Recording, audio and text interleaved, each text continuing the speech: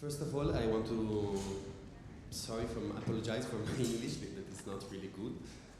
And to thank you, Renato, and thanks all the people involved in the organization of this seminar.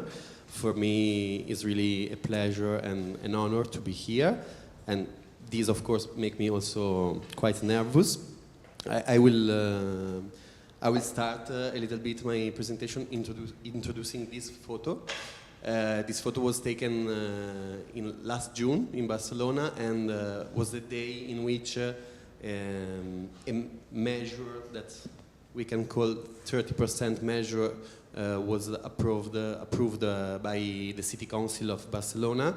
This measure was proposed by several social movements involved in the city in their struggle for the right to housing and also against gentrification. And the measure oblige constructor to include a 30% of social housing in any new construction and refurbishment in Barcelona from now so on. And was I choose this photo and also this measure because I think that it is emblematic of the new form of cooperation or collaboration starting from the autonomy, let's say, between social movement and municipal institution. So in my this will be complex, yeah. In my presentation, in my analysis, I started from two main questions. The first question is how gentrification is connected, linked with the so-called Barcelona Model, and also with the housing crisis that is affecting Spain since 2007-2008. And the second question is how social movement first, and then also some municipal institutions organized to respond to this process. I focus in particular in Barcelona because I think that is an interesting and almost unique case in which there is this kind of cooperation between institution and social movement. And I use mainly two case studies. One is the PA, Plataforma Afectados por la Hipoteca, that is a social movement created in Barcelona and that then spread off in all Spain since 2009. And then the other case study is the institutional one, is Barcelona en Comú, that is like a left-wing civic platform created by people coming from social movements and by left-wing parties that won the election in Barcelona, the municipal election in Barcelona in May 2015, and that is governing the city now. So I focused first on the Barcelona model. Barcelona model was or is like a representative process of reshaping the city that started at the end of the 70s, basically when the dictatorship of Franco ends. The city of Barcelona started with the socialist government of the city, started this process of urban renovation in which private and public sector and fund cooperate to renew the city. And in this model, culture play an important role, and also the development of tourism. And at the beginning of this, at least in the first phase, at the level of governance, also like civil society, social movement were involved in this process by the institution. Then starting mainly from the 90s with the Olympics game, this model took a neoliberal turn and was oriented more to put Barcelona on the international map and to attract finance resources. And one of the main consequences of this model is the impressive growth of tourism, and this is playing an important role in terms of gentrification of the city, because the touristification of the city impacted a lot, especially on the rent, and so housing basically is more expensive now, and in this sense there are increasingly critics on this model that speak about a state-led gentrification, that speak about Airbnbification of Barcelona, or even as this process as a long-term process of commodification of the city. In this context, especially in the last year, there is also an increasing presence of international actors, real estate funds that are playing a huge role in this process. And also it's important to underline that in Barcelona, but in general in Spain, there is a structural lack of social housing that also is making the situation even more complex. Secondly, I focus on the right to housing as a concept, but also as a tool that I think is important and has been important in Spain, both for social movement and to understand the situation, the Spanish situation. We have to remind that and consider that in theory the right to housing is a constitutional right in Spain. However, I speak and I argue that there is a long term of precarization of this right. I work in England in an English university, and it's like a difficult struggle for me to speak about precarization because this concept is not always immediately understandable in English. But I'm working on social movement, and I'm coming from an activist environment, and I think that especially in the Mediterranean, the concept of precarity and precarization in this case explain what is happening in Spain. And in this sense, I speak about precarization, referring also to the work of Butler and Lorai that intend precarization as a neoliberal governmentality. And what is happening in Spain basically is that, especially starting with the global economic and financial crisis in 2007, there is a huge housing crisis that is linked, of course, with the long-term process of hyper-commodification of housing, financialization of housing, as was as emerged also in these days.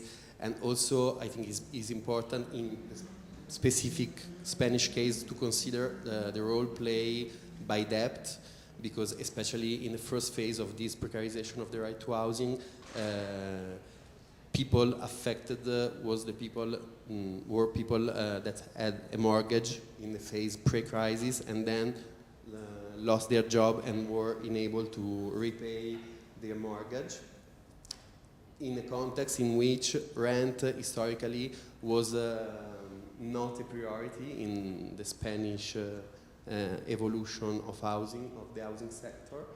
And some data, I mean, basically many people were affected by unemployment due to the crisis and were unable to repay their mortgage. So looking at mortgage repossession and eviction, we can see how hundreds of thousands of families were affected by this housing crisis. And this is also linked to a sense of guilty, fear, worrying.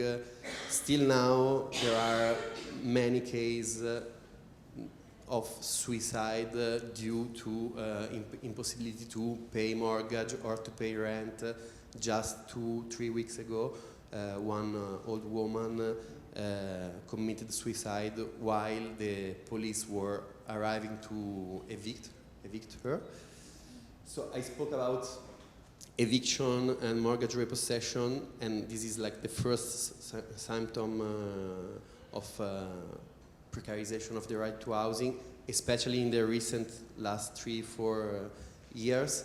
There is another increasing problem that is the problem of rent, that of course, especially in cities and coastal area that are more affected or more where there is more tourism, the rent increase is affecting an increasing number of people. So now this is the bad part. Now I try to speak about the good and the interesting attempts that were developed in Barcelona and that also in the rest of Spain to respond to this housing crisis and precarization of the right to housing. That, of course, I think that overlap in many cases with the process of mass tourism, touristification, Airbnbification, and gentrification, especially in the large and touristic city. So I analyze here briefly the case of PA, that I repeat is a social movement that was born in Barcelona but spread out in all the country. Now there are more than 200 nodes of this net, and there are coordination structure at national and regional level. So I argue that PA along the year developed a twofold strategy, a double strategy. On one side, a strategy against the law or beyond the law that was linked to immediate need to help the affected people, and basically developed 3 different protocols of action that are also linked to the immediate need of people and worry of the people that were not be evicted, find a solution to their problem of debt with bank, and in case of eviction, find an alternative solution in terms of housing. So and all this was developed through a process of collective empowerment through weekly assemblies, and also using and developing a counter-narrative about the crisis and its cause that really helped the people affected to overcome their sense of loneliness, fear, anxiety, and also transform, in many cases, affected people in activists. So the first protocol or the first action is stop eviction, and basically is gather as many people as possible in front of the house that where the family that has to be evicted live, and try to stop physically the eviction. And it's working. Of course, this is a hard job. I mean, in Barcelona now, in this year, PA Barcelona basically every day has 1, 2, 3 eviction to stop, and this is really difficult to organize and to handle in the long term. The other protocol of action was is promoting direct negotiation between affected people and banks, basically with 2 main goals that are 2 of the main goals of the movement and of the affected people. Find a solution to the debt problem. So basically, they ask for a dación en pago, that I don't know if is understandable here, but is I give you back the property of the house and you erase all the debt that I have with you.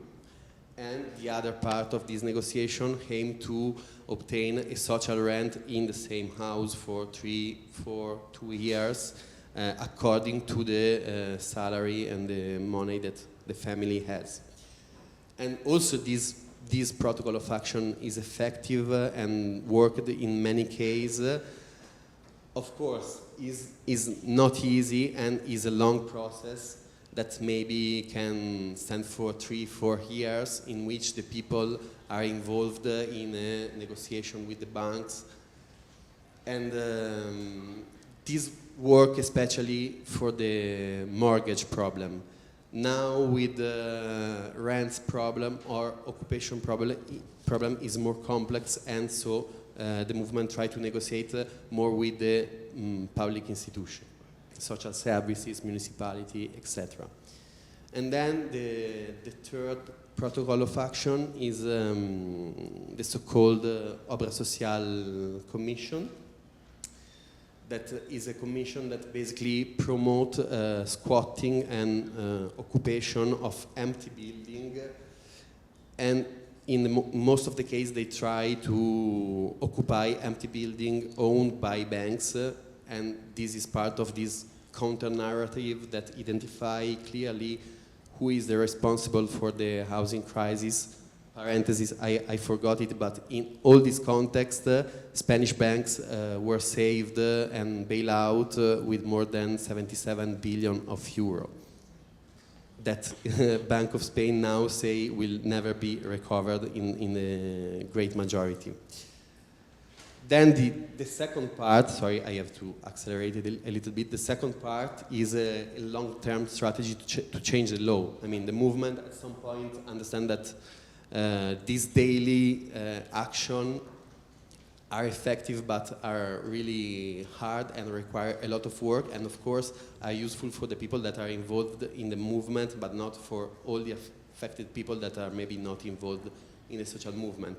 And so with other actors propose many and repeated attempts to change the law at national level with this ILP, Iniziativa Legislativa Popular, in 2012.